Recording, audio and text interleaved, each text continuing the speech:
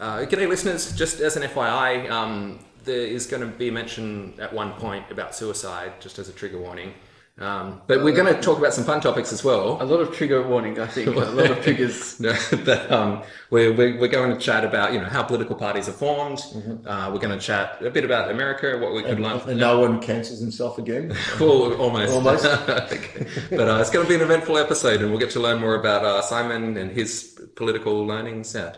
Let's begin. Simon, great to have you. Peter, great to have you back again. Thank you.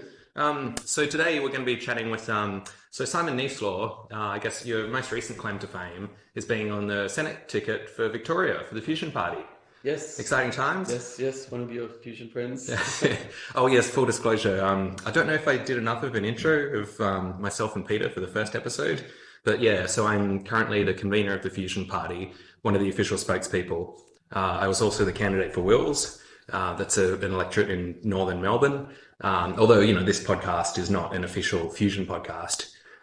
Peter, you're still being radicalized. You're not a party member. This is just water. I haven't drank any Kool-Aid. So no disclosure. We need to get part of that as well, though. But yeah, Simon, how do you reckon it went? Are you happy with the Senate result? Oh yeah, I think it went okay. We got some of our ideas out, and showed that what we stand for, and keep growing from here, I guess. So yeah, happy with that. What are some of the ideas that you most wanted to get out? Well, I focused on the Israel-Palestine situation because that's something that I'm personally active in, but and I had that opportunity to make a statement on because I'm a candidate, but I was mainly a support candidate, being the number 2 position without much not much possibility or like mathematical chance of actually being elected. I was there for everyone else to make for Fusion to be having a spot above the line so that we can get more exposure from that type of voting and be a support candidate to really help other people with their ideas. So just for my little bit, I just focused on what little area that I'm niche got some expertise in, but overall I was there for everyone else really. Yeah, actually, Peter, maybe you have some views. All the minor parties, especially on the Senate ticket, I hear non-political people, they complain, oh, it looks like a tablecloth. It always makes me wonder, well, be careful what you wish for if you just want one party. Yeah. Well, I was just sort of listening to what you're saying there about your niche on that. Obviously, you got in some insight on that political point.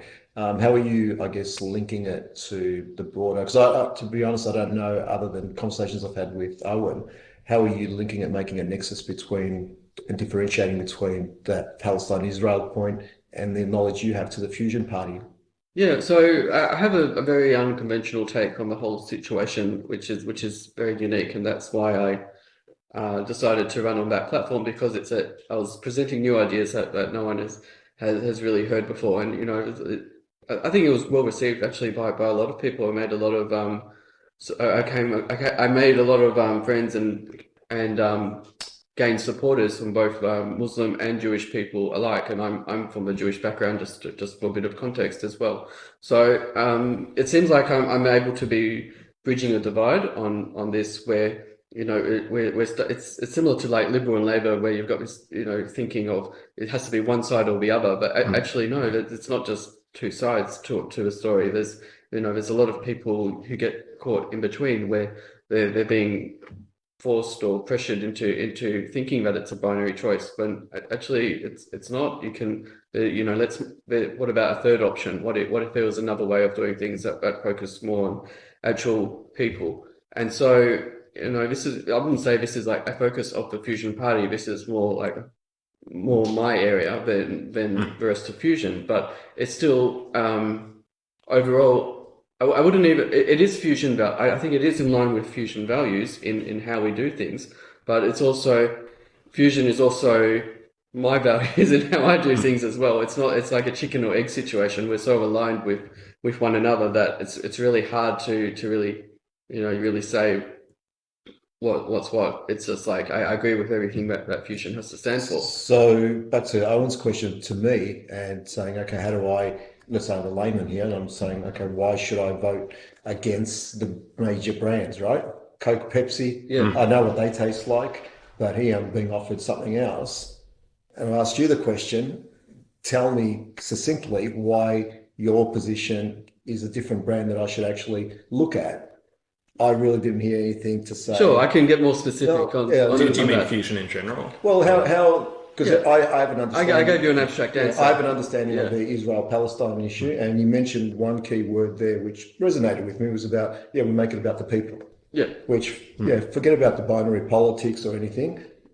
That could something that, okay, I'm interested in listening. So what is it that makes your view different that I would listen to say, I don't want to just drink the same old Kool-Aid that I would be interested in? Sure. Okay, so to this particular situation, and let's use this as an example that could apply to many different situations. But for this situation, I take an approach that could be described as being more like the terminology is left libertarian, which means instead of looking at the authoritarian side of governments or tyrants who control others, I'm on the side of the average person, the person who just wants to live their life and not get interfered with by someone trying to tell them what to do and trick them into doing things. Like we've got all these wars in the world, and it's always these big generals and big figures like call them leaders.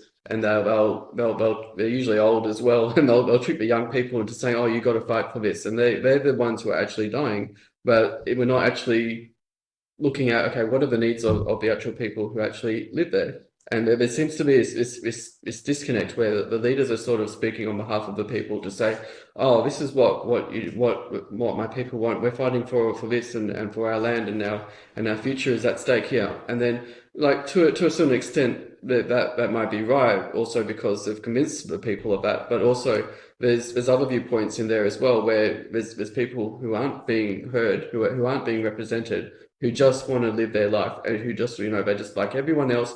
They just want their kids to go to school, grow up happy, have a food and shelter, have work, feel productive. All these basic human things that seem to get overlooked. So when we've got a massive conflict between people where it's very amplified for this one as well with it's deeply personal. Oh, the Israel-Palestine, yeah, like a lot of people are affected by death and attacks. So everyone in this situation is very, very traumatized by it, and there are a lot of people out there who aren't being heard, who are basically saying, I don't want to be attacked, and I don't want to attack anyone else. I just want to be left alone in peace. Leave me alone. I just want to. These are Australians you're talking about? Yeah, Australians, Gazans, Israelis, everyone involved. I would say this is like the quiet popular opinion. I think this is why I've been getting so much success, is because I'm actually saying what people want to hear, but they haven't said it. We haven't been able to articulate it because it just wasn't being presented as an option that I can be like, I just want peace. I just want to be left alone. I don't want to hurt anyone. I don't want anyone to hurt me. Let's just work it out, figure out the problems on a deep level and move forward, because this isn't going anywhere. There's no solution here. It's just going to always be an unsafe situation for longer, as long as we keep going like this. No, look, what you're saying there, I get, and ultimately we all have that sort of Maslow's hierarchy of needs, right? Take it away from food and shelter, you take it to emotions and all the other stuff, and fundamentally we're all the same. We're all people, and we all want, whether you have a family and kids to look after and society, we all have the same needs. And so when you bring it down to that and take away, all the political bias and take away, deprive people of those fundamentals, and then you create, society where you have austerity and you force people to then fight for different things, then you create those other needs. So how do you strip that emotional sort of...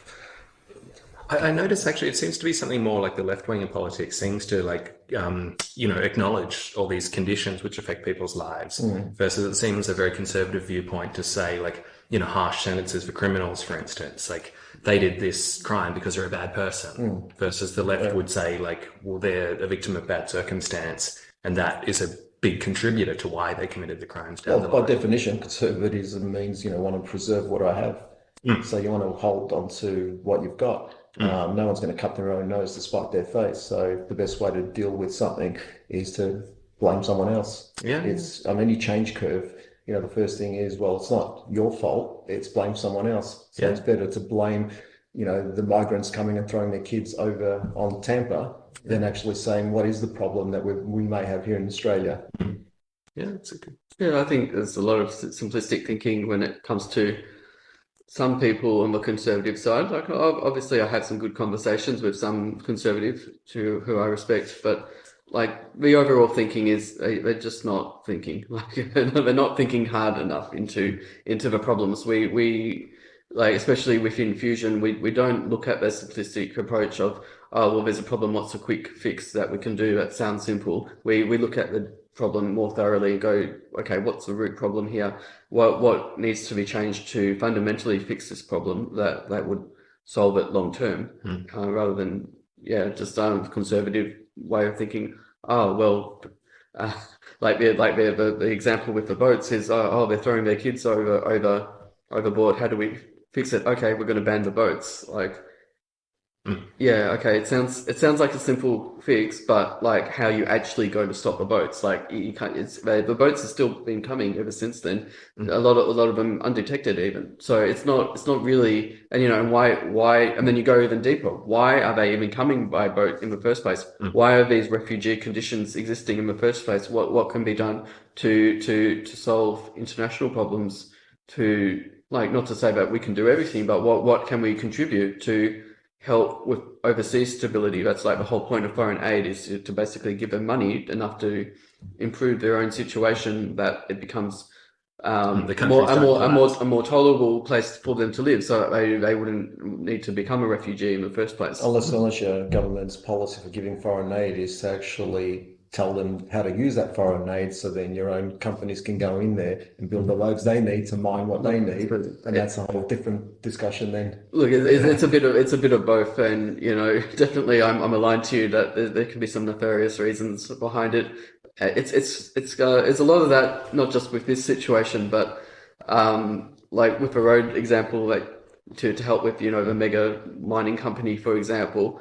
It's like, yeah, that is their primary motivation, but there's also like a side benefit where some people will get some nice jobs out of it, and that will help with the economic situation there overall. So it's not to say that it's completely bad that there's a mining megacorp, raping the land. Can I challenge you on that? Because that was the argument that was put forward as to why we don't have a mining tax in Australia, right? We're going to lose mining jobs. Now, the mining industry employs fuck all when it comes to Australia, as far as what we could have got. But that was the argument, that we're going to lose mining jobs. I agree with you. So yes, that is a very high level tiered argument put forward by the corrupt governments of the day.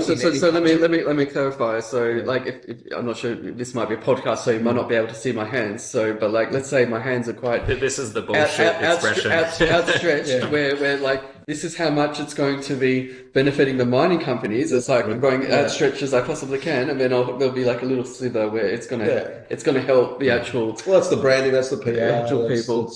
That's how we sell it.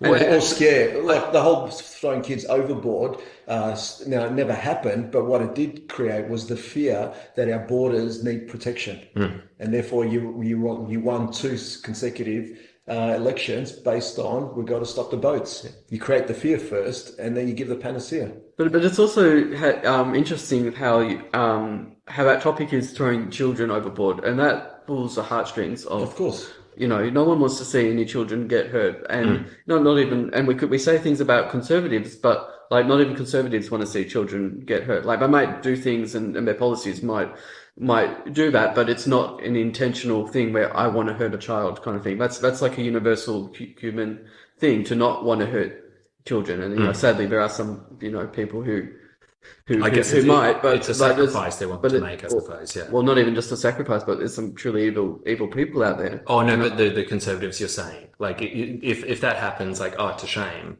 but that wasn't ever their main goal, you're saying.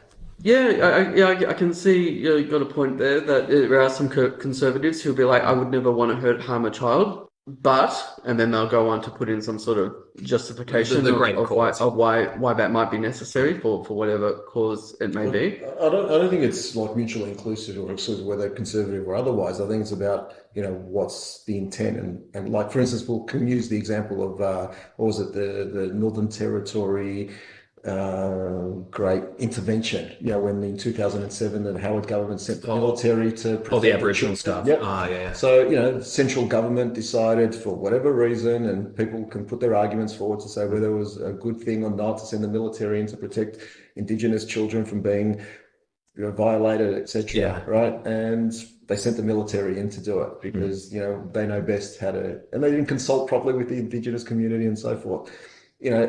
I'm not going to say it's comparatively the same, but, back in the early 1930s, they sent the army in to have a war on emus with machine guns. That's right, yeah. Right? Because they thought, that's the best way to resolve that too. Let's go and shoot as many emus as we can. That was a disaster as well. Yeah. Because they'll make a decision based on, it's expedient, it's politically brand well, let's go and do it. Oh, I don't know so much about branding. They did actually want the emus gone. No, I don't mean that. I mean okay. later on with Indigenous kids. Right? But actually, I want to come back to the emu war later, actually. But one of the things we mentioned about, jobs before, like the mining jobs, and how, unfortunately, come election time, the parties, they want like quick band-aids, and, want the economy and jobs. Oh, Jobs and growth. People love that stuff, yeah. And so, like, you see Labor, for instance, they love, jobs, versus, wouldn't we agree, work is for peasants. We should be liberated from this bullshit. If we had robots doing all the crap. I would disagree with you. Like, you're talking as if... You're talking about mundane work. Well, anything that you would call work. Because, like, if I'm... Hey, I'm not complaining. I mean, yeah, it would be nice to, like, live in a post-work world where, like, work is just unnecessary because everything's automated but, like, coming back to a more realistic level, not every job can be automated. There is a human touch. We're talking about the mundane stuff. Sure. And I think, I guess that is a very fusion thing to be thinking so long term in the future. What's the ideal solution? What's the ideal world? And yeah, I support that for sure.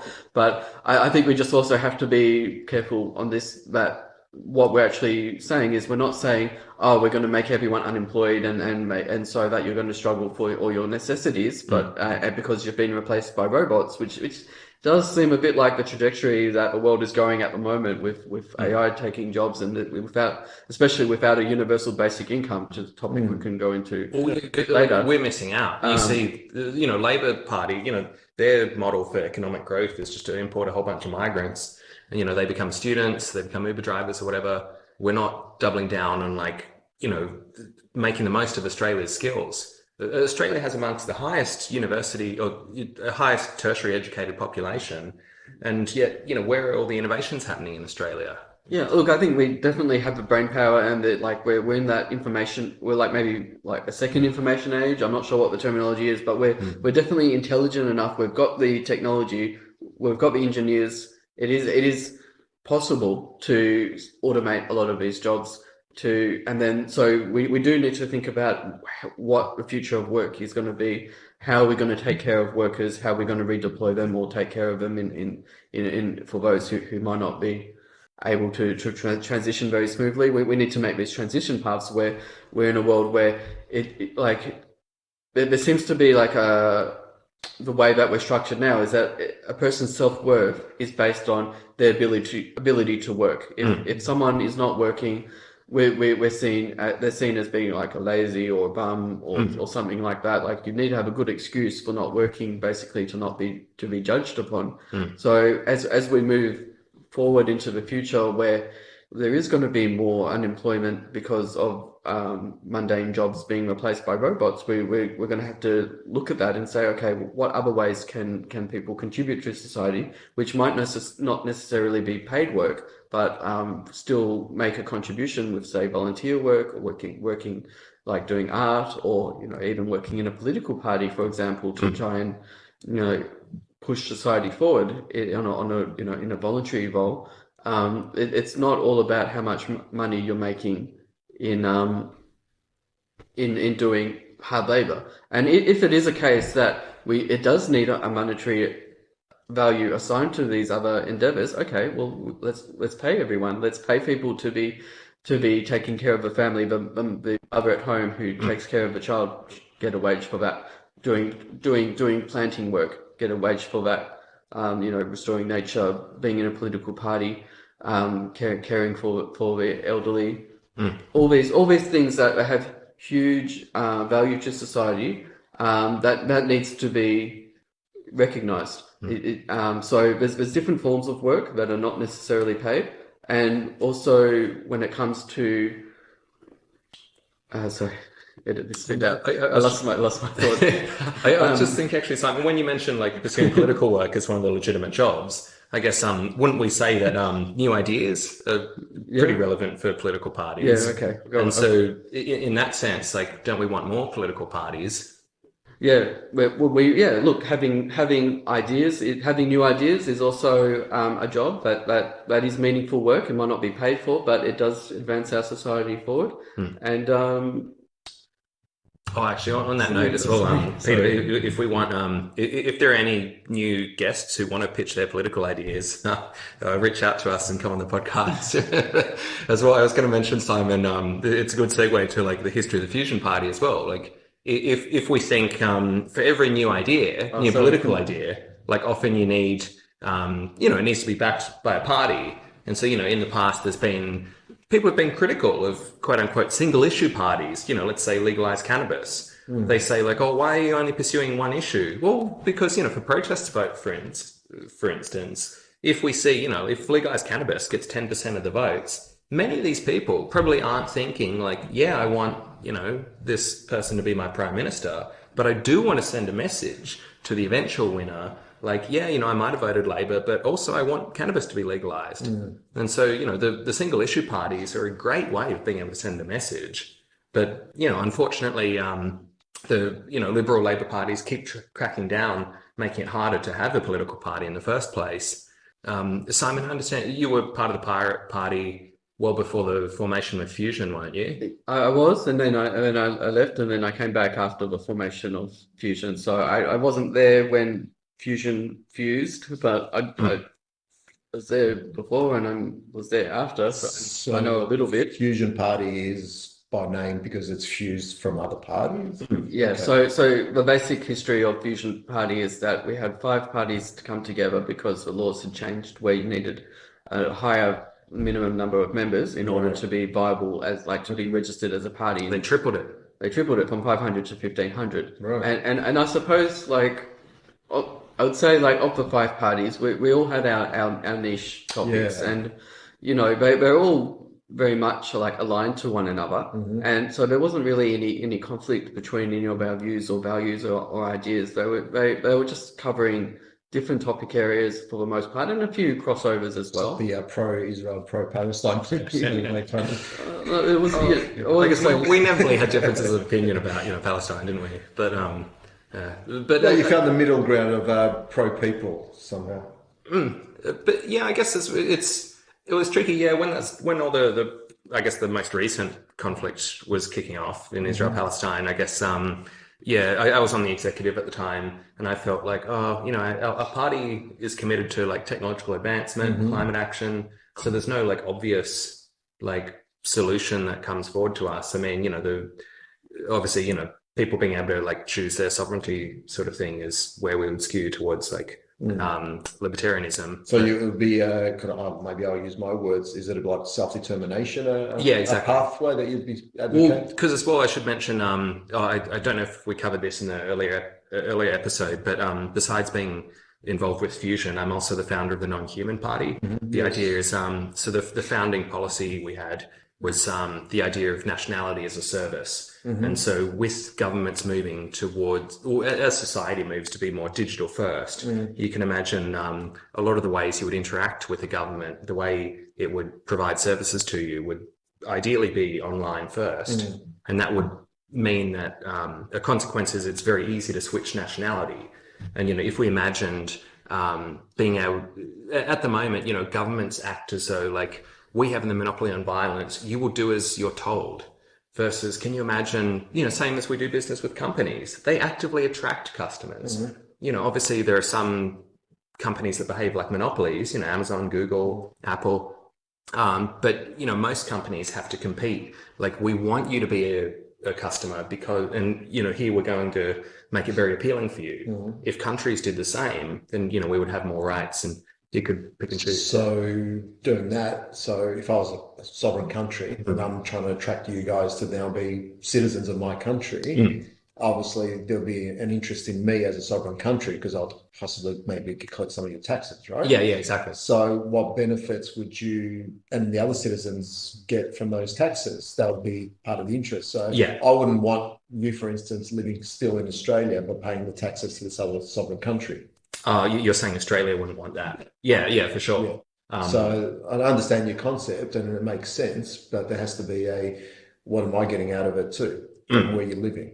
Well, yeah. So, I mean, it would be involved to create that separation from geographical nations. That's why I was hoping to run for election in Australia. So Australia could be the first, like it could separate itself from the old, like the old Australia, for lack of a better term, and become. So effectively what you're proposing is that we as individuals almost can act like the corporations that can basically shift their tax havens wherever they want and gain the benefit of living as global citizens. Yeah, exactly. Like tax havens are a big concern. If you can create a new country easily, if people can easily sign up to your country, And sign up, they create a Cayman Island new country and they can just plonk Are their... you a sovereign citizen, Owen?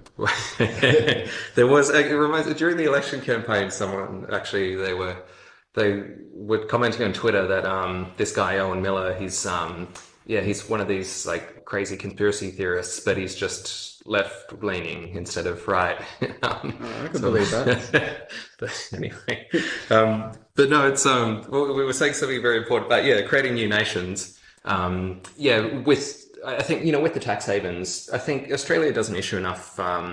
What do you call it? Similar to the tariffs, but it's because we don't like them. The I can't say sanctions. I can't really like agree with this notion of what are you calling it? Citizenship, nationality as a service. Nationality as a service, because well, the whole basis of obviously you can be a nationality and be traveling abroad and not and be in someone else's land as a guest, but as talking as a place where you call home, and not having and being able to choose nationalities to the point where you can choose what tax system you're running under, for example, and what laws you follow or don't follow. I don't agree with that, because I think that whatever nation it is in the world, like obviously we can only affect Australia, but in this example of it could apply to any nation, but like in any nation, it should all be a high standard of living anyway, where it doesn't really matter what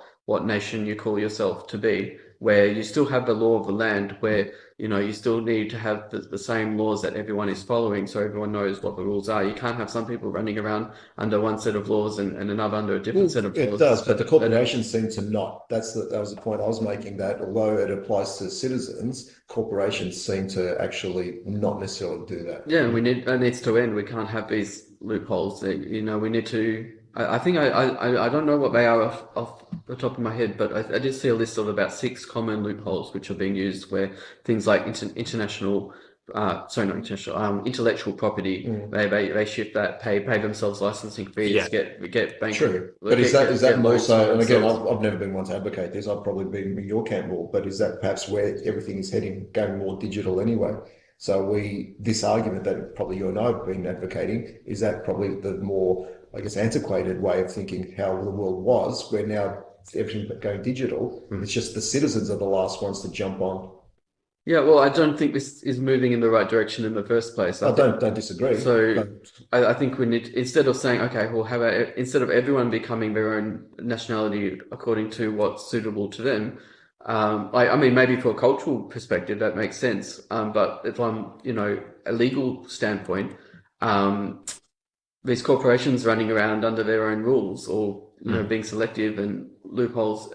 I think that's not really the way to go. I think that no matter what country a corporation happens to be from, the laws should be similar enough where it's already under the ideal tax scheme where where every country should be doing fair taxes for like land value tax, and mineral extraction tax. If there's some super wealthy tax, possibly. There's a whole range of things that should be taxed which currently aren't, and I'm not saying this from a perspective, because they're rich, we should just take all their money. I'm just saying they need to pay their fair share of the resources of society which they use. Like I recall from your previous episode, you were talking about the plastics pollution, and so they're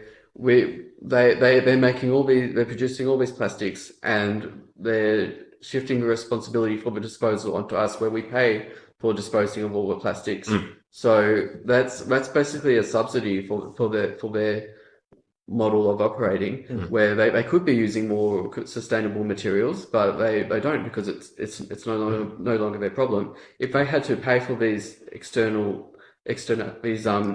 negative externalities like plastic pollution, if they had to pay for every kilogram of plastic that they produce or import into the country, then suddenly it'll be a different cost equation where they're paying for. It's not like we're just taking money or raising money for nothing. Like, they are actually imposing a cost onto us with all these plastics and even microplastics as they break down.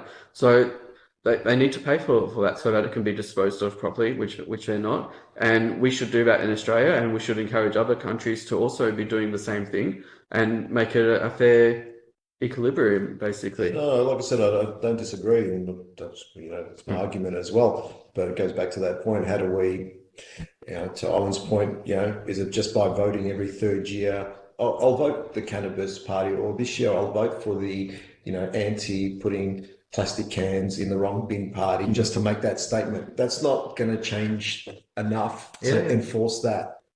Yeah, so we need more political movements, to have a material impact. Just putting that protest vote from that one party isn't going to make that material impact to say, all right, we'll change policy now. Actually, Simon, on the point of the plastics, before we forget about that, I noticed it's similar to many of the socialist parties. They say that we should nationalize everything, and well, we almost do. Like back to his point where said we subsidize companies to do X and Y. Like even the banks, when we bailed them out twice. Effectively, there was nationalisation going on, right? Yeah. Oh, if only we actually. I wish it was nationalisation. It was just no. I'm not saying it happened, but I'm saying when you're bailing out major corporations, and I get it, they're too big to fail and so forth. Well, and the airlines and so forth, you effectively say, right, we're paying for these, we're owning them now, but here, take it back. Yeah, we should have done. Well, especially remember all the subsidies for Holden, for instance. Yeah, 100%. We didn't get any ownership of General Motors. We could have built corporations like they have in Germany, where you're building high end. But what they said is, no, we're shutting it all down. We're sending it off, and now they're like, well, overseas jobs. What's happening? We're going to build manufacturing here. No, you gave it away. Well, instead of subsidising Holden, wanting a share of that, what if we paid for high-speed rail? And got a share of the high-speed rail companies. I'm pretty sure in China they own the high-speed rail companies. But look, we sold our roads, and we've got contracts here now. That the contracts, understand the secrecy. They funneled cars into Transurban's most profitable company in the world. Like, I'm pretty sure they don't pay any corporate tax here as well. So they've got the best contract here around Australia. And they've got all the governments to funnel the traffic in there, so their rate of profit has to increase every year. There's penalties.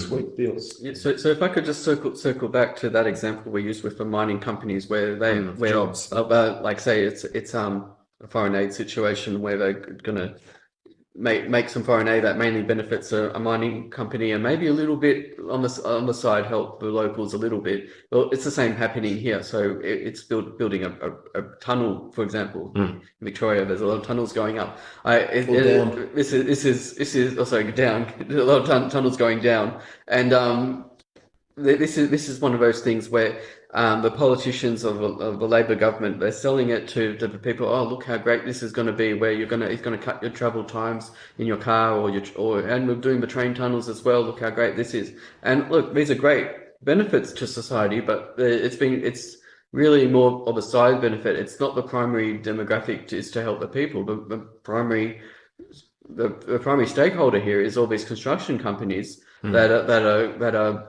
benefiting from it and keeping the work flowing for all the construction workers, which is fine and great. I support workers, but it seems a bit like artificial, where they're just building things for the sake of building it to keep all this money flowing to these what are effectively their backers, whether it be The union members, whether it be the unions who uncritically support Labor, or the and then or developers Kosciuszko Dam 1.0. Oh, Snowy too. Yeah, no, the Snowy one. Like, well, let's get some post-war, get people out there. Wait, but that turned out to be a good project. Yeah, it was. But I'm saying, like, this is it. It's getting people employed. So, it has a benefit. But the minute they build the roads, like the minute they build the Western Tunnel, the Ring Road, it was too small. They have to expand it again. So yes, it has some benefits, but the main benefit is keeping the industry turning over, keeping people employed. Although, Simon, you're saying that it skews less towards actually useful projects now. It skews more towards busy work. Yeah, like it wouldn't surprise me if they announced a mega project to build a massive statue or something of that nature. That's or a stadium in Tasmania for a new football team, right? Oh yeah. Now, if they actually invested in public transport here from the start, proper infrastructure, it would be better than making the roads private. Where are they going to? Tunnel. Unless there's a stadium for them to get to on the public transport. a road to Tasmania to watch the AFL team. Well, with that AFL stadium in Tasmania, as far as I can see, there isn't even any plans for public transport. They're all intending to take their cars to this brand new stadium, and they've got this existing stadium, and they could probably use that if they had some decent public transport to be able to move enough people. But it's just not the point of why they're doing it. It's not a public benefit, it's a public side benefit, and it's to help people who have an interest in building stadiums or fixing problems after the fact. We're not in this society where and this is a great frustration to me. We're not in this society where we're thinking ahead into the future.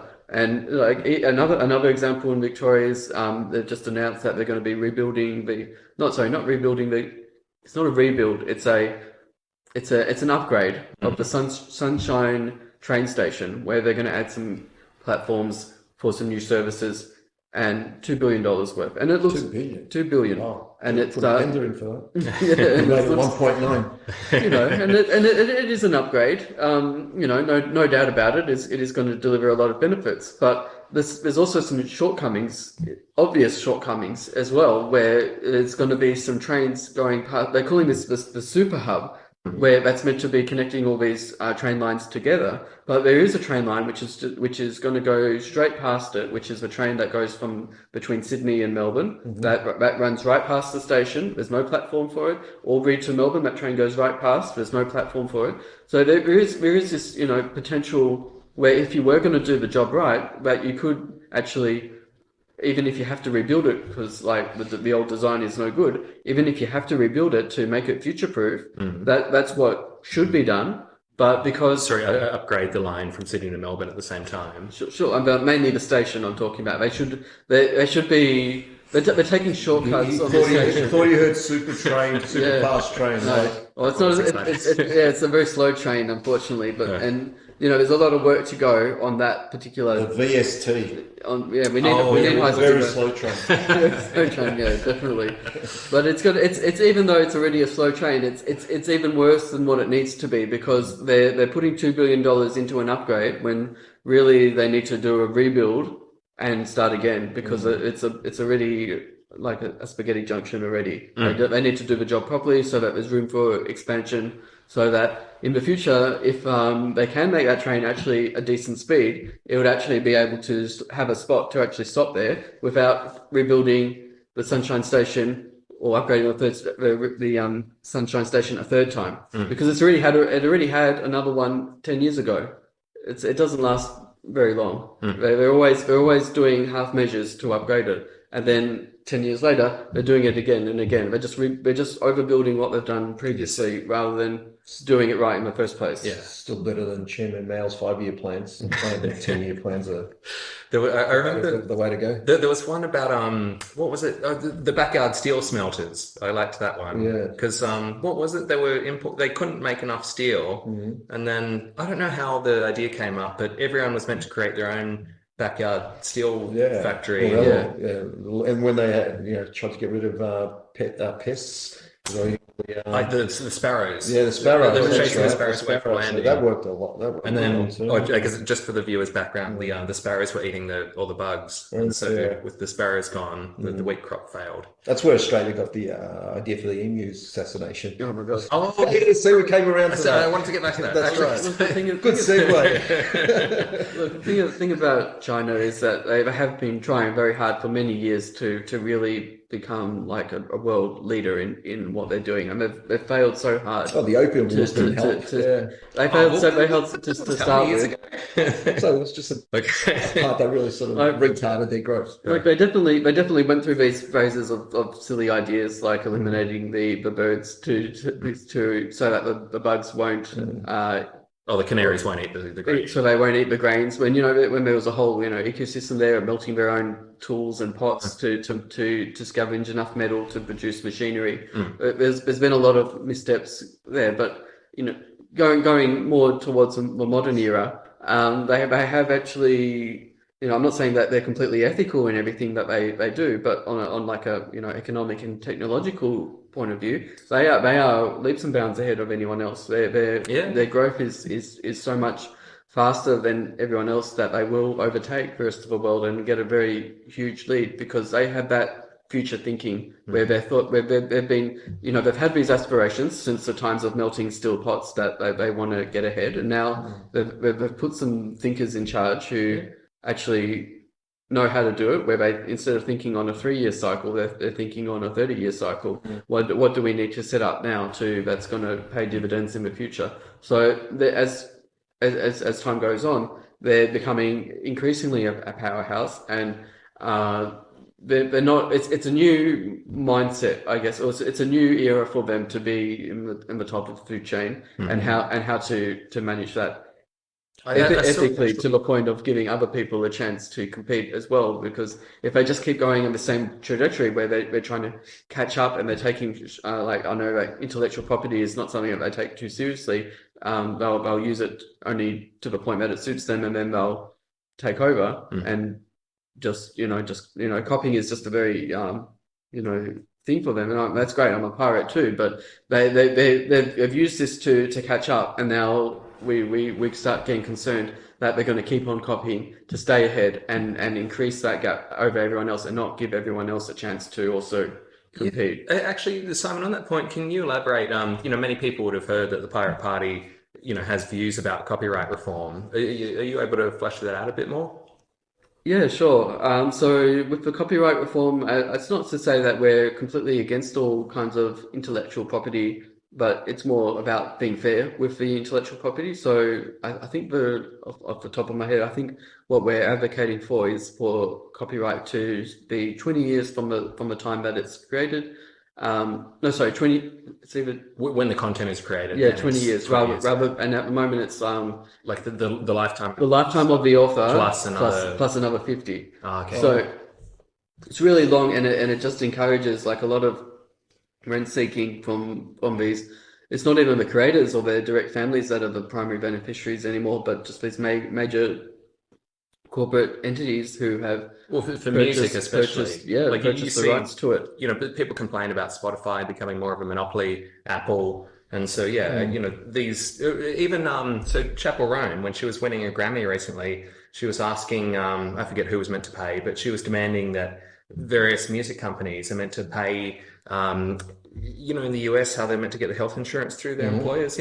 She was saying that all these artists are meant to get health insurance through these music companies. And here she is, winning Grammys for being Artist of the Year or whatever, and she's still asking for pretty basic demands. Was she? But maybe it was for. Well, sorry, it wasn't for her specifically. It was for less successful people than her. But Yeah, look, I think a lot of artists are struggling, and that's also something that but my point was, Fusion and Pirates, that we support artists, and especially with the universal basic income is a system where artists will get paid even when they're not earning a lot of money. There's always that reliable income there for them directly, and also spreads more money in the society for other people to be able to spend on art. And as we're going into this new era of digital art. oh, well, I guess the point I was trying to make is that we get sold this myth that copyright is what protects artists, that it allows them to get all their money. Well, actually, It's just to monopolize the profiteering of. well, yeah, the copyright's being abused, and I guess, a more blatant example is the estate of Marvin Gaye. They were suing. Remember that song "Blurred Lines"? I'm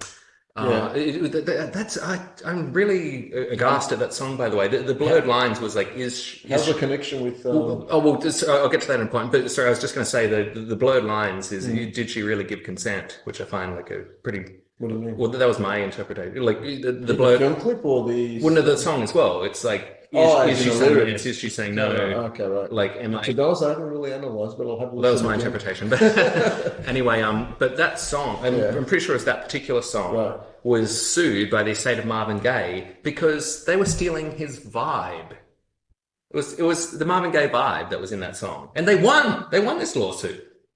So you listen to cases like this, and it's like, wait, who's do you reckon Marvin Gaye is really rolling in his grave like, oh my goodness, they stole my vibe?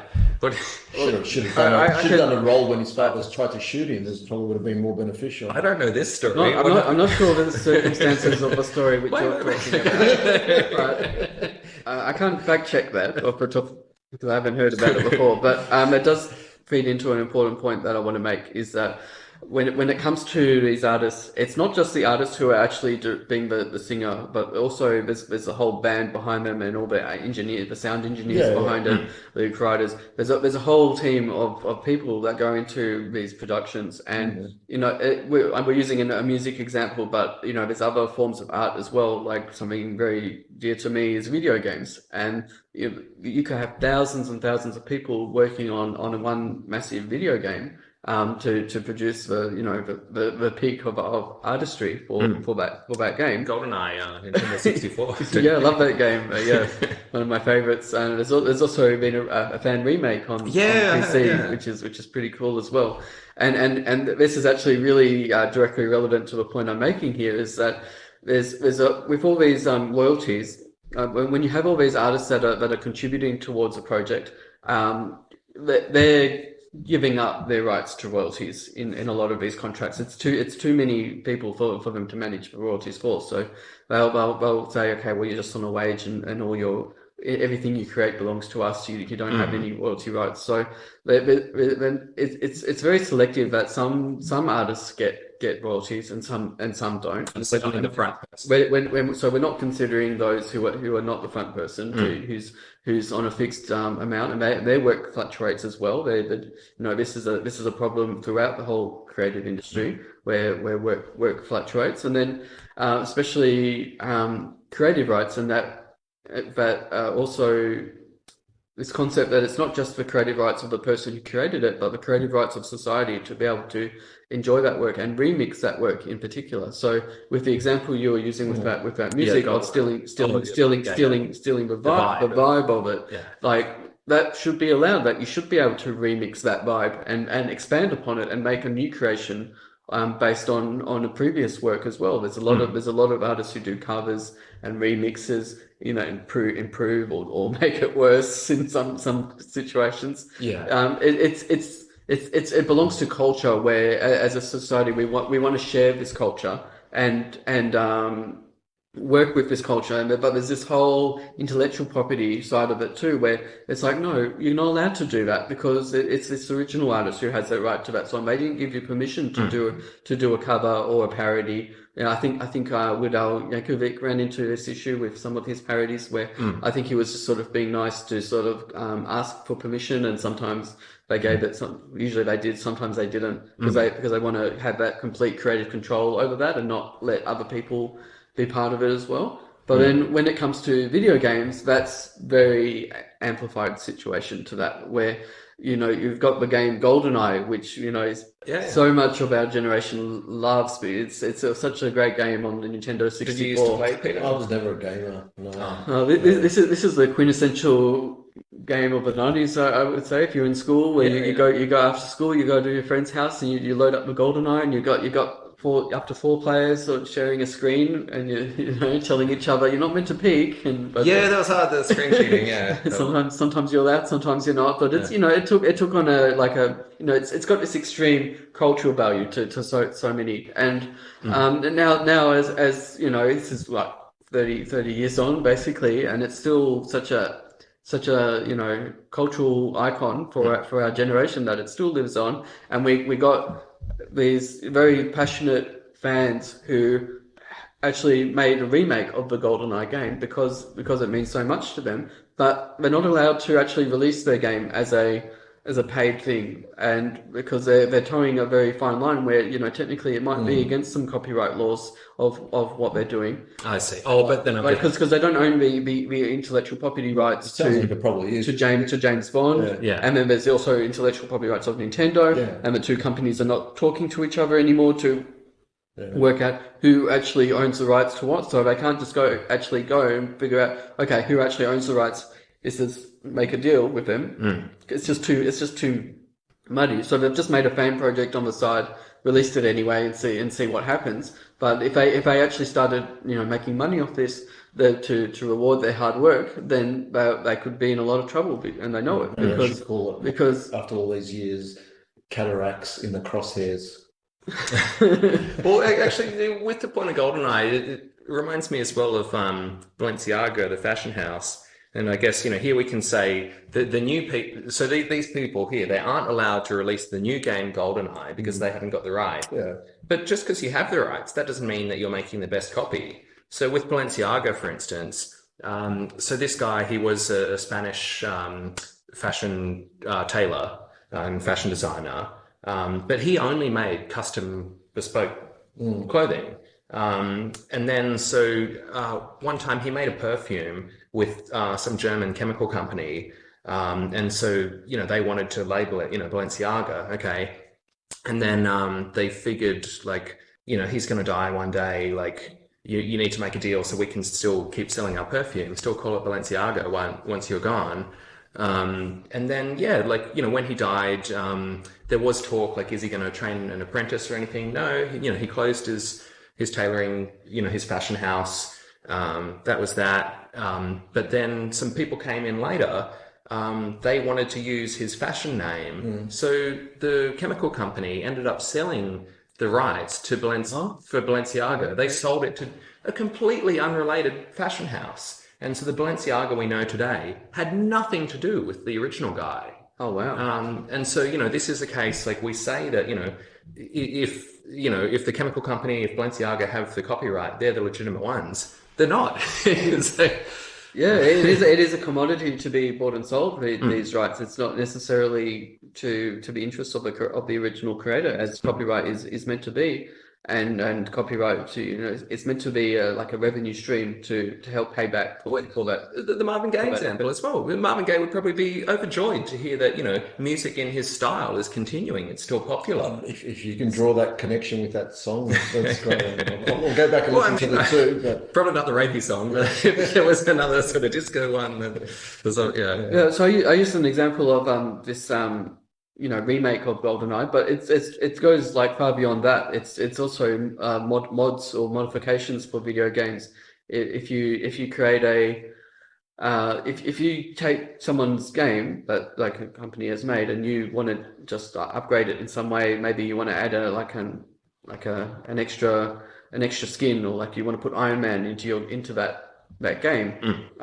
The companies that own the rights to these games, they've been pushing back quite a bit over the years, and maybe sometimes they soften up, but sometimes they get a bit hard. But they're trying to retain this creative control and saying, no, you can't modify our games. They'll use all these legal tactics to put private investigators and I'm thinking Rockstar Games in particular. They put out some private investigators to intimidate people who made a modification to put all these legal threats to pull to pull their mod tool off so that people couldn't modify their video games anymore. We've moved beyond what artists, like you just spoke about that singer came up with Yeah. and said, like maybe not in relation to Chapel her, Rock, yeah. maybe in relation to herself, but the other people similar to her who don't have the right contracts and even the engineers and so forth Yeah. should get entitlement to healthcare and so forth.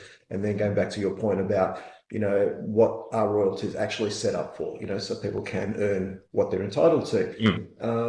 But ultimately what we're now discussing is, who owns the brand and who can profit off the brand. Yeah.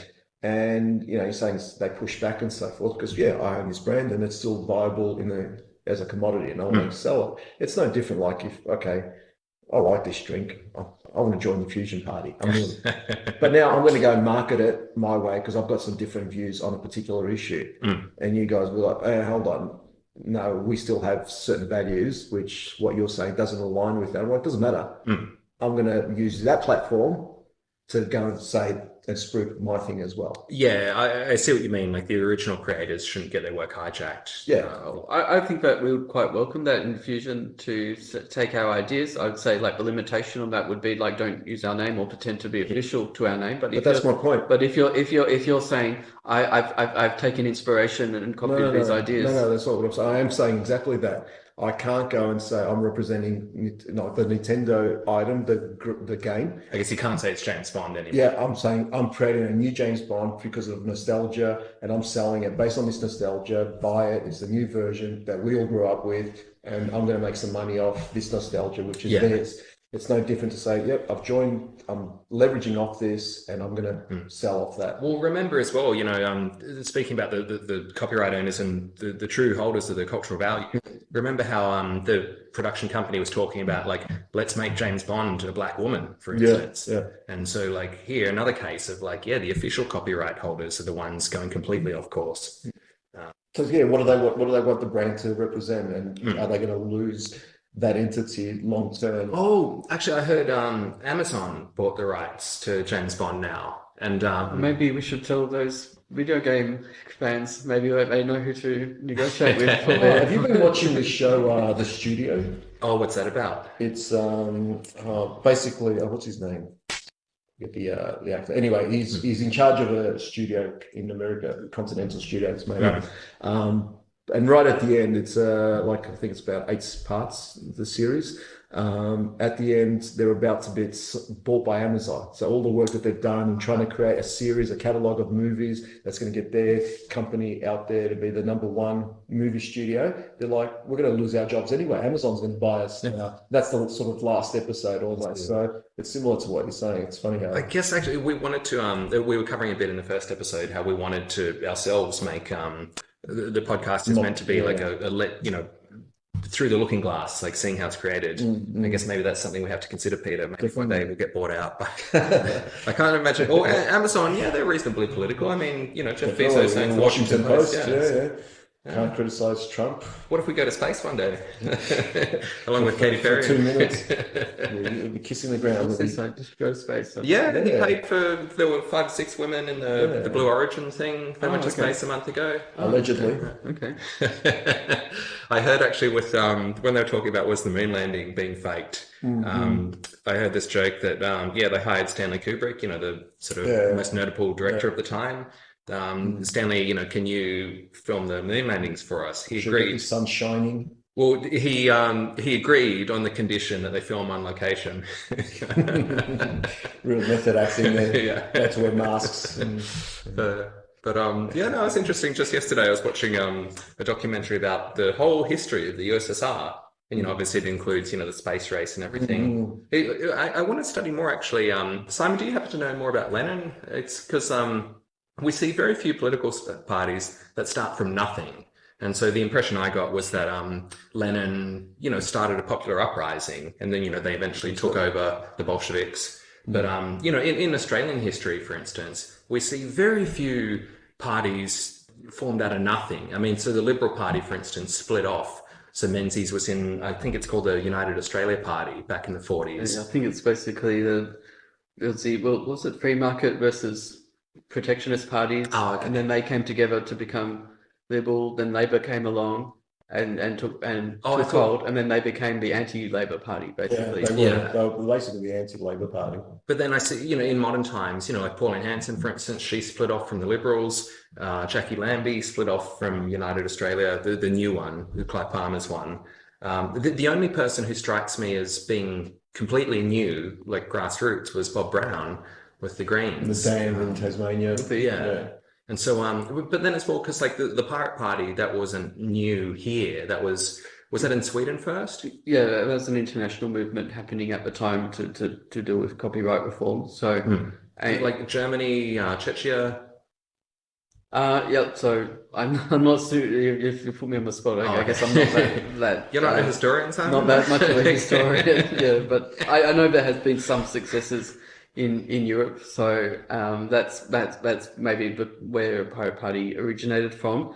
And I think like there's different pirate parties which still exist around the world, and we all share the same ideas about needing copyright reform. But some parties stick to that single issue, and some have expanded into a wider policy platform. And I would say that Pirate Party in Australia, even before the merger with Fusion, we did expand to be not just a single party, a single issue party anymore. So, but it still has that worldview of civil liberties in a digital era kind of thing. So as you know, we were saying all these things about how the world is going to change before the world did rapidly change after 2020 and the rise of AI and everything like that. We were promoting the universal basic income as what we need to keep people going when robots take the jobs, and now we see that before the COVID universal income was given. Yeah. AI is now AI is taking the jobs, which is basically a robot. So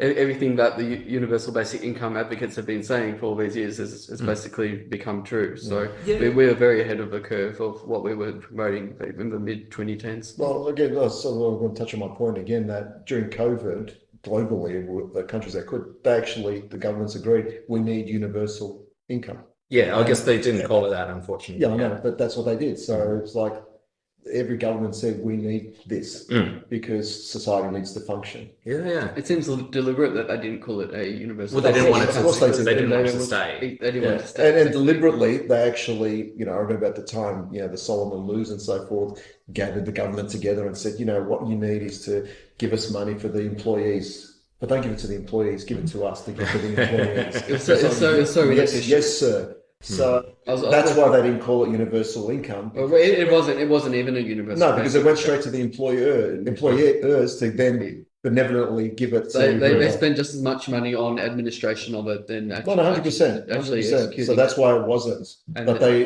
in principle, they knew they had to. Yeah. If they did like an actual universal basic income, the world would have come out so much better at the end of it. We wouldn't still be struggling. Well, the world came out as they designed it to come out. Well, unfortunately, not enough changed since COVID. Plenty has changed. Oh, well, I mean, number one, are we any more prepared for a virus? And you see, one of the big fears people have about artificial intelligence is that it's going to be easier to create bioweapons.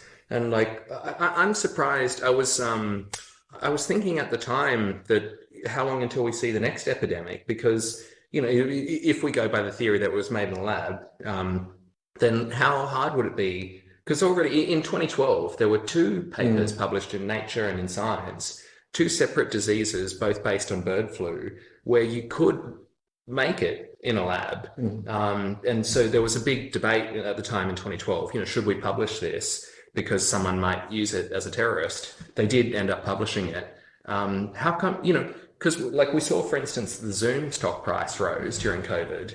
Even if you don't work at Zoom, even if you just like buy some options and then release the virus and your money goes up, how much time, how much money would it take to make the virus, and how much potential profit could you make? I'm surprised. I think AI is a tool just like any other, and it depends on how you use the tool. And tools can be used for good, it can be used for evil.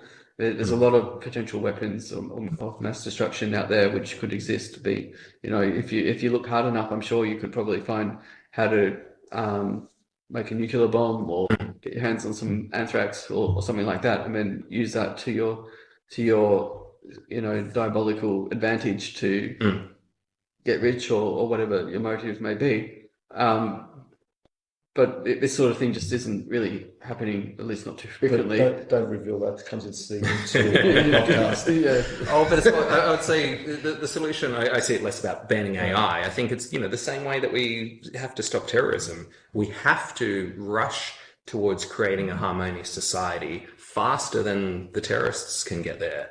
But again, it goes back to the point that you made earlier about, why are boats coming? You go back to the root cause. Exactly, Why is terrorism, by any definition, occurring? Why are people fighting for whatever cause they're fighting? Because, you've got austerity going on, you've got people coming in to invade and take resources, whatever. So, no one is, has a child and says, oh, well, what I see for our child is a bomb one day being strapped to it. Let's do that. It's not going back to your point about, the Israel-Palestine and where you land on. Most people fundamentally want to raise children to grow up and be healthy individuals. Yeah. So what is causing that is the root cause that has to be addressed. That is true. You will not argue it. I agree. And you're right. And, sadly, we do have a situation where I'm going to try and be as neutral as I can on this, but there are families where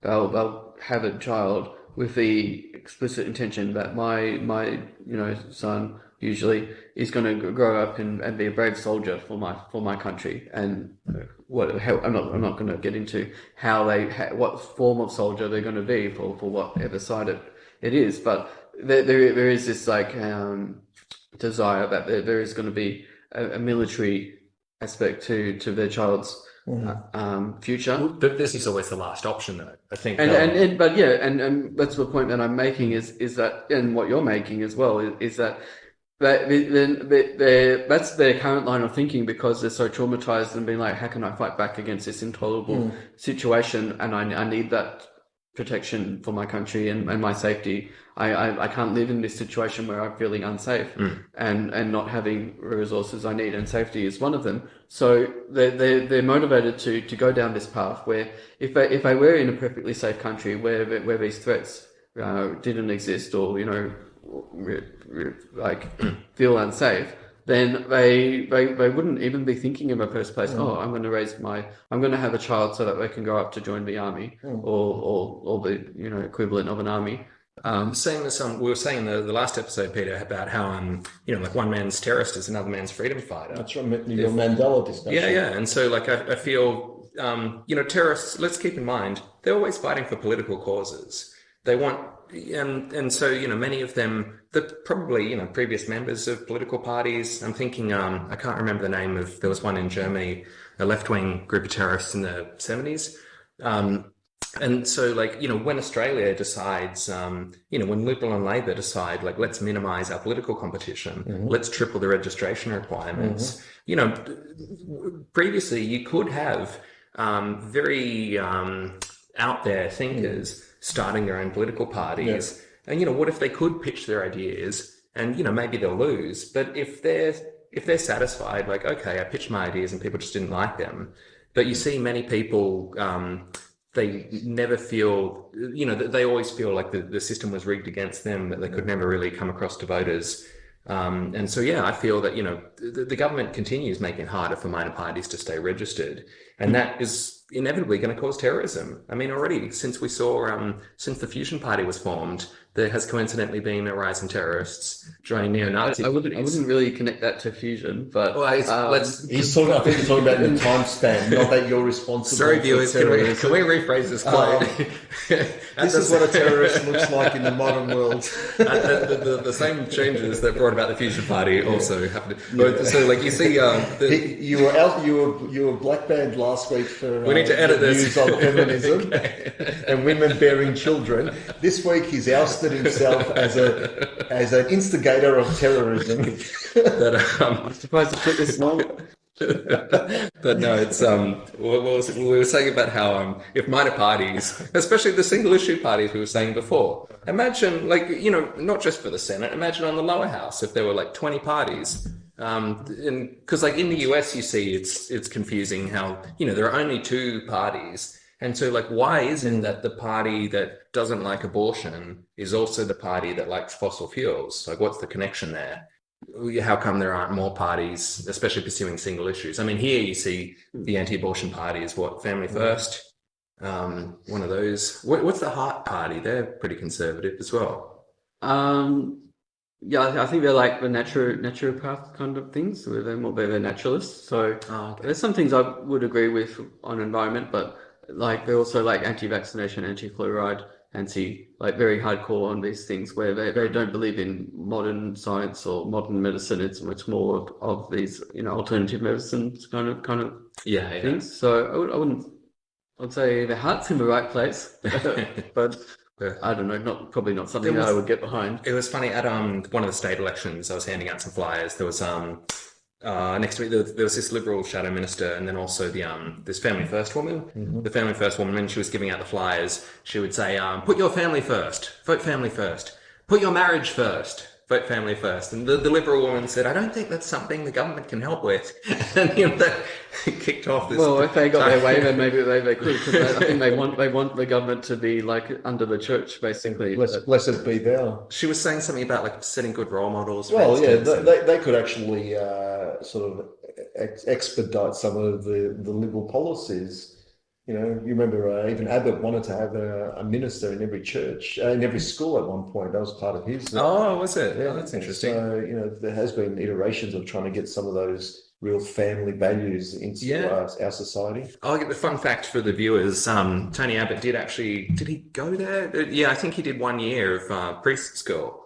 Pretty sure. Also, he was also pursuing boxing as an amateur for a bit. He's done quite a few things. I guess I met a guy who went to preschool. He worked at a computer shop, and the priest school. Oh, okay. and I was chatting to him about it, and he said, "Yeah, well, basically they taught us how to be manipulative, and I decided I don't want to do it anymore." Oh, wow. It wasn't only about like actually, the actual The Bible, yeah. being religious. Well, I think they're mutually inclusive. Like you want to sell something that doesn't exist to someone to say, Peter, we don't want to get cancelled. I've told you about Santa Claus. Now I'm going to tell you about an adult one. But it's like the lessons are, Let's not get cancelled, Peter. how can we invent our own Santa Claus? How do we make a new Santa Claus? It's like, oh, I didn't sign up for this. This is a bit much. It's the ultimate Stockholm syndrome relationship. So yeah, you'd need to, and they've got a good brand going. So the church. Yeah, whenever something comes up that tarnishes it, what do? You just shift it to a different diet. I think they're doing very badly marketing wise. I think they haven't managed to keep pace with the changes in the world, and they're still holding on to the past where they're just not adapting to what. Oh, Pope Francis, he was endorsing expected. Python. He was endorsing that people should learn Python, the programming language. Sure, but he's going to give you little things here and there to pacify you, Owen. I'm pretty sure Pope Francis also supported universal basic I income. thought you would be against Python, like, is that like not the most optimal What was, programming language? what's that stuff about, He's still the devil? typing Lotus. Yeah. What's that stuff about the devil and the serpent and stuff? I thought like Python is probably the least. But anyway, no, I use Python every day. Oh, okay, we got a Python fan. So if you weren't a Python fan, you'd be very against him. What if you preferred I got JavaScript or something? What were the imams? I got to hear what they're pitching. Their programming language. true. 'Cause Yeah, they're probably vibe coding. Do you reckon? yeah, maybe we gotta see. But anyway, back to your topic of civil unrest, because Because people can't pitch their political ideas. yeah, people So when I'm saying like the sort of needs, we're talking about healthcare and shelter, food. I'm expanding that from that basic list to other necessities which are just as important, where you also need a right to safety. We're very lucky in Australia that we're relatively safe. Like we still have on the media particularly, they'll amplify cases of crimes and victims getting hurt, and it's terrible when anyone gets hurt. But that's playing on our innate need for safety, despite being a relatively safe country in comparison to other countries who have it a lot worse, where crimes are more out of hand, or this war in particular. So we're in a position of luxury here that we are relatively safe. We're not in a war in this country here in our streets. So we got that pretty good. And we got to be mindful that other countries don't have it as good, and that's going to influence their decision, their worldviews. Yeah. And also another need would be the need to be heard as well. So a lot of these terrorists, they seem to be. So just to clarify what I mean by terrorist, what that like, what definition it is, like it is a bit unclear, but I'm referring to doing a an attack against innocent people for to draw attention to a political cause, which they want to bring attention to. And it has to be innocent people. Like if you attack military targets, for instance. I'm not including that in my definition for this purpose. As I said, there's a few different interpretations, but this is the one which I'm operating under. So I'm saying that there's a lot of civil unrest in different countries where there's a correlation between not being heard of what their concerns are and having violence and political violence. And that could be the United States in particular with the January 6th insurrection. Or all across the Middle East. Even domestic terrorism. There's always a motive where the person who committed the violence felt like that their views weren't getting heard. And like there's always a manifesto. Like for example, like the Christchurch massacre, for example, in New Zealand, where it was committed by the Australians. They went to two of the the Muslim places. What do you call it? He went and shot up some mosques in New Zealand. So terrible. But the point is, he had a manifesto, right? All these. Oh, of course, there's always a manifesto part of it, and like the response is, we're going to make this manifesto illegal. You're not allowed to view this manifesto. This is a banned document kind of thing. That was the response at the time. So, but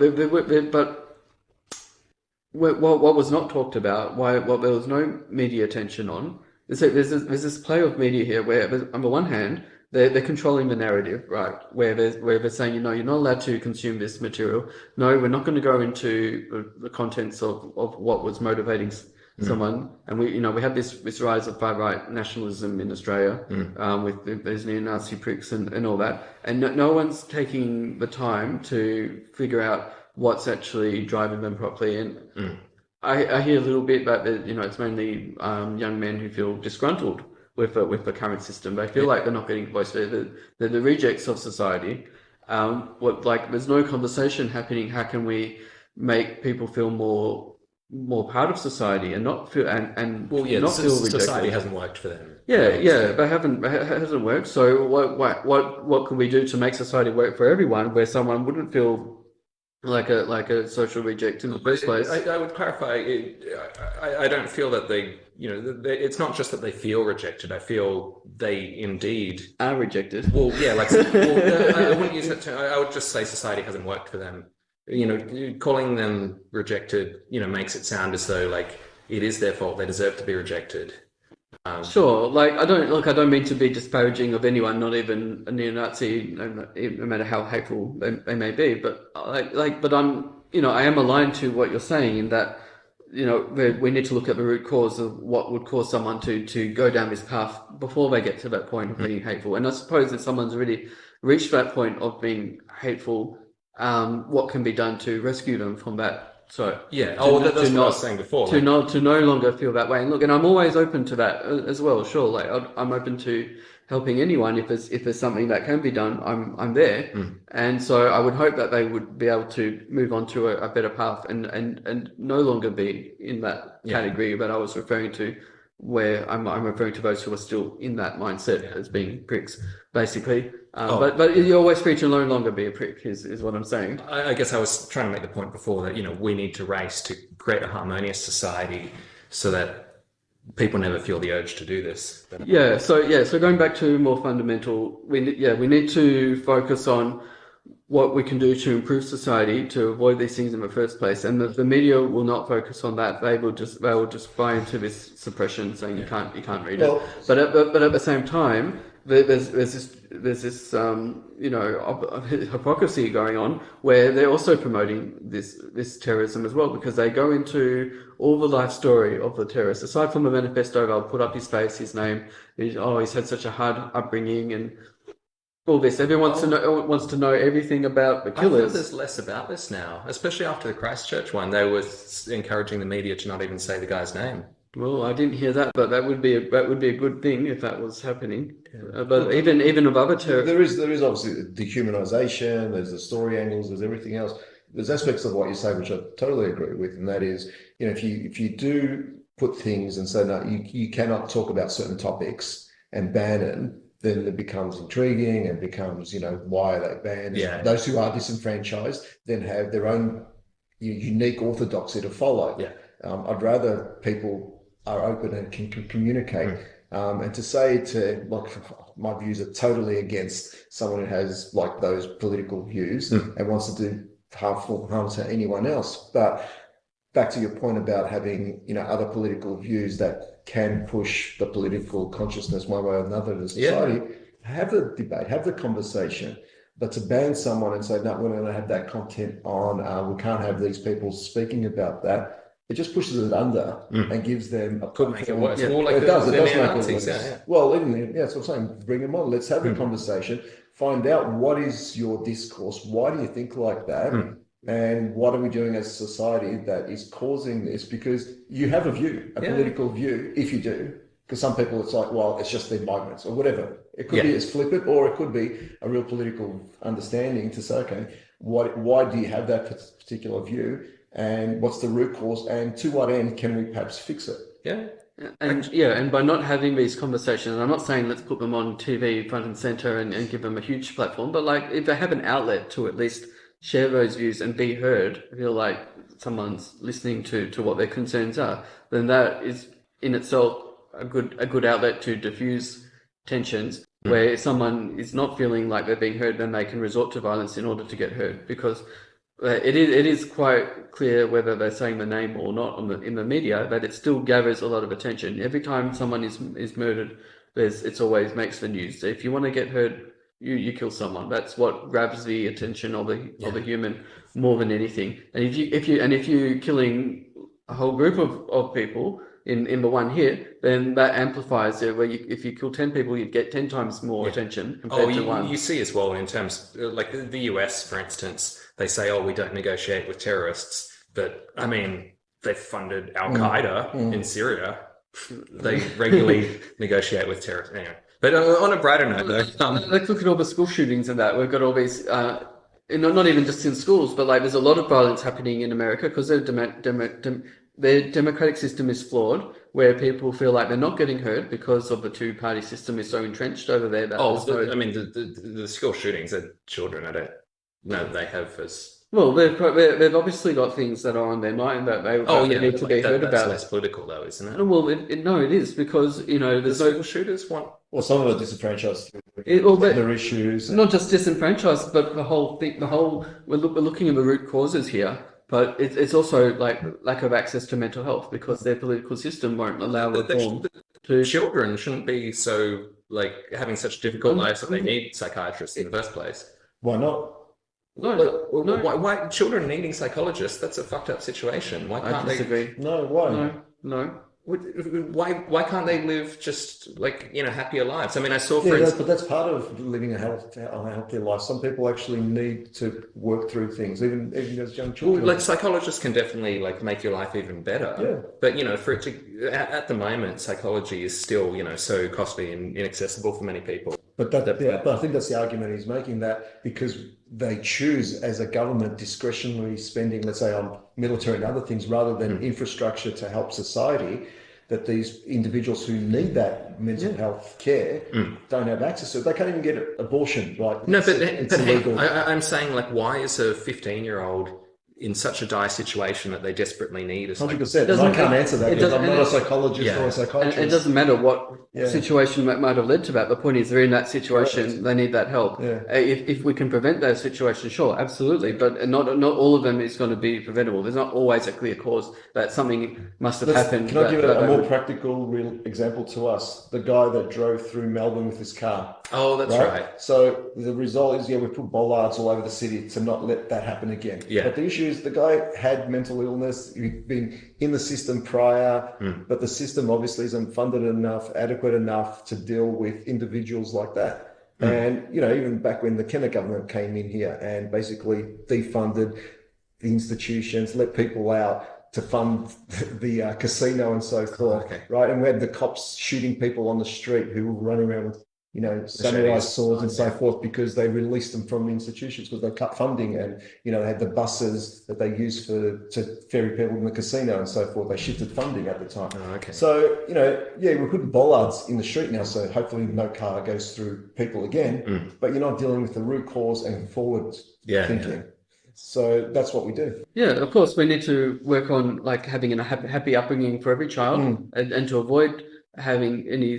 So like avoid most psychological conditions that might need treatment, and then but we still need to provide the psychological treatment and be preventative. And then comes in the bollards. On a happier note, Peter, I was suggesting that we could have a regular segment, a game we could play. Guess the quote, guess the policy. Simon, did I tell you? Did you prepare one as well? I didn't finish talking about America. Oh, do we want to? We don't want to talk about terrorism all day. But sorry, was there another point you wanted to make? Yeah, I was just saying that because these people are feeling disenfranchised because they're not being heard, and because not just the people doing attacks, but because the whole society is not being heard to have their needs met with healthcare, or with these preventative things to have a happy life. That's and with gun control, there's a lot of talk about that maybe we should be a little bit more restrictive in how we hand out the guns. Then because these issues are not being resolved in the existing two-party democratic system that doesn't really allow outside voices to make a difference, that these issues are going unresolved. If they had a more functioning democracy, then they would have had gun control already sorted out and universal preventative healthcare, or just affordable healthcare in some level, and then these things would have a flow on, but you wouldn't have disenfranchised kids who hate the world getting access to their parents' guns to shoot up the school and whatever, and then and even adults who go on rampages as well, or overseas in different countries where say Middle East, where in Iraq or Afghanistan or wherever it may be. Obvious example, Israel, Palestine. They're like, I'm not getting heard, so I know that if I kill a person, that's going to get headlines, and I'm going to get attention, and people are going to start talking about me, and even if I die, at least I'll bring attention to my cause, and then people will start taking this cause more seriously. Yeah, actually, I recall hearing as well. Actually, in India, I don't know if it still happens, but there was this spate of women in the countryside committing themselves by setting themselves on fire. And I should have given I didn't know this was going to come up. I should have given a warning. I'll put a warning later. But anyway, but the point is to say, like, the suffering I'm experiencing now, that's basically how much I've suffered throughout my life. And so, like, you people around me, you're responsible for my suffering, sort of thing. I think that's more in line with the children. Yeah, sure. It's a good analogy, and I hope for a world where we could use a lot less violent means to be heard, where we could have democracy put in place more widespread. I look up to figures like Gandhi, or who is how India reformed out of being a British colony by having a peaceful uprising of just getting everyone on side to say, yeah, we're going to break out of this, and then they just did it. Yeah.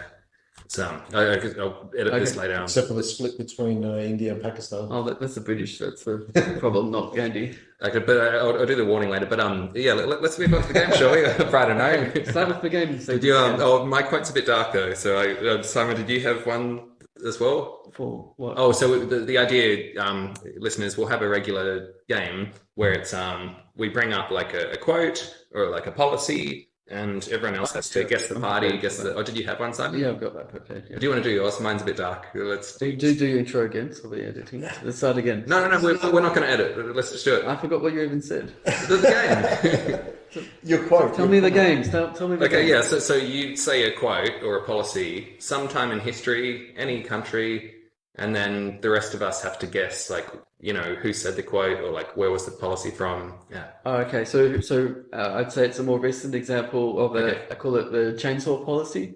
Ooh, I think I know the one. Peter, maybe I'll leave it to you to guess that. Go on. Oh, this would be the Argentine president. Oh, you weren't meant to just say the answer. Go on. Oh, I I thought you were going to elaborate on what the policy was. He said he doesn't know. Oh, so the policy, the chainsaw Well, you policy. said the answer now. Okay. The listeners want to guess as well. I didn't understand the game. You didn't understand the game. I'll do my shot. It's a guessing. I'll do my quote then. Because, okay, I guess maybe we'll see where we're going for the next game then. So here we go. The quote. Listeners, try to guess it as well. I think Simon will know. Okay. I'll give you a hint. This is from the last 30 years, 40 years, yeah. Okay. Was that the Fusion, the Consortium Party of 19? This is well before the Fusion Party. Okay. Quote unquote. The leftist seeks to satisfy his need for power through identification with a social movement, and he tries to go through the power process by helping to pursue and attain the goals of the movement. But no matter how far the movement has gone in attaining its goals, the leftist is never satisfied because his activism is a surrogate activity. That is, the leftist's real motive is not to attain the ostensible goals of leftism. In reality, he's motivated by the sense of power he gets from struggling for and then reaching a social goal. Geez, are you channeling Ricky Gervais here or something like that? Is it Owen Miller? I wouldn't say it. But no, I'm not as critical about, quote unquote leftists. I think, left-leaning parties. I mean, the Greens. So, what's his name? Go on. No, like left-leaning parties, I guess, are known for being more understandable about people who are forgotten in society, like unique, more diverse, broader society, as opposed to the cookie-cutter nuclear family. And in that sense, I would see myself as left-aligned. I want everybody to have, civil rights and, equal opportunity in life. But then I guess, but does it reflect onto us though, that quote that you chose, where maybe nothing would ever be good enough, where we reach for certain goals, and then if we were to attain our goals, would we shift our goals to want more and more? And I suppose I'm guessing with us probably no, because we're already reaching for the ideal. Are you talking about goals or principles as well? Because principles is a different framework to operate in. Oh, I should clarify. I don't. No, I don't agree with this quote. Yeah, I know, because I think you made it about fusion. I think Owen was talking about that. We'll clarify a bit later. But so for instance, the leftist seeks to satisfy his need for power. I see myself as left aligned, but I wouldn't say I have a need for power. I do. So, okay. Well, how are we going to fix the world if we don't have power? It's not that I want power for myself. Things it's need that to change. I want power to help everyone else. Right? Well, but here they're saying the leftist's real motive is not to attain the ostensible goals. It's the sense of power he gets from. Oh yeah, sure. So, yeah, it's not really accurate. Yeah, I mean, so, like for me, for instance, I work full-time as a software engineer. I'm only pursuing political change because someone needs to do it. Yeah. I enjoy engineering. If the world is resolved. Anyway, another hint, Peter. This guy, it's one guy, and he should have had a political party, but it probably would have been very tough because he was in the US. Some listeners are probably guessing it now. Simon, I think, knows the answer. Okay, Simon. Oh, I know. I think I know where you're going. Anyway, for listeners, it was Ted Kaczynski, the quote-unquote Unabomber. He Oh, wait, what do you say, quote unquote? Like, what, are you saying he's not a unibomber? Oh, he didn't call himself that. There was a nickname from the FBI because he was sending bombs in the mail to universities and airlines. So the investigation is called Unabomb, an acronym for that. And so, by extension, he was the Unabomber. Oh, okay. So you're putting yourself in the shoes of the Unabomber saying, No, that's not my label. Look, I didn't endorse he's the already quote. ousted himself 3 times. I didn't endorse the quote, but no, it's an interesting. We were saying before that, like, the manifestos, they should be debated in the open. I forget if I made the point on the podcast before, but I have made the point that like One Nation, for instance, many people hate One Nation. They say like, oh, these people are racist, they shouldn't exist. But the thing is, if people can vote for them and have that as part of the political discourse, and then, we could say, well, One Nation has essentially lost, haven't they? I mean, they've Well, been yeah, around. if society has changed and the vibe of the society now is like, yeah, we don't want that discourse anymore, then they don't exist. Yeah. Oh, well, I mean, they haven't got their way. I mean, Pauline Hanson, didn't she come to Parliament in 96? And so, like, No, all I'm saying is at a point in time, they exist because that is what society is thinking, right or wrong, right? And it's been shaped by the media, the politicians, whatever, that is what society's thinking. If it changes, and let's say Dutton came in and based on however he was or wasn't saying leading up to the campaign, we probably would have had quite a different discourse post-election, yeah. as opposed to what the general public said, no, we're not going to do this whole Trump-esque kind of thing, right? So generally the public has said, we're not going to buy that external branding. We're going down a particular different path. So what we're basically saying here is like, thanks, Pauline, for your input, for sharing your ideas. We've decided not to go with you, or maybe potentially there might be some places in Queensland where 100%. they might say, oh, actually, you might have some ideas here. I'm not suggesting Australia's changed. I'm just saying it's for some reason it hasn't, germinated into the votes. I actually heard that the neo-Nazis were looking at creating a political party, actually, like an actual political party of the neo-Nazis, which is a bit of a... Maybe they'll revert back to what, Hitler was before he actually started, and that was a painter. Maybe they just joined painting again. Maybe they just joined the Liberal Party. They need some new blood in the Liberal Party. Well, they do. I think the women are taking over. They're getting a little bit nervous. So.